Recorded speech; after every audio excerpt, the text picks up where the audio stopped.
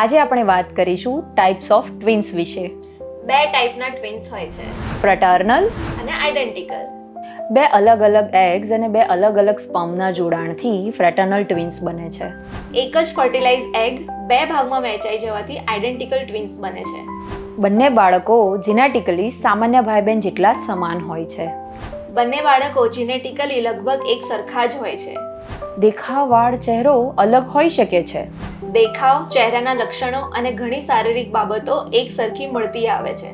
બાળકો સમાન જાતિના કે પછી અલગ જાતિના પણ હોઈ શકે છે, જેમ કે છોકરો છોકરી, બે છોકરા અને બે છોકરીઓ. હંમેશા સમાન જાતિના જ હોય છે, કાં તો બંને છોકરાઓ કાં તો બંને છોકરીઓ. બંને બાળકોની પ્લેસેન્ટા એટલે કે મેલીનો ભાગ અને એમનિયોટિક સેક અલગ અલગ હોય છે.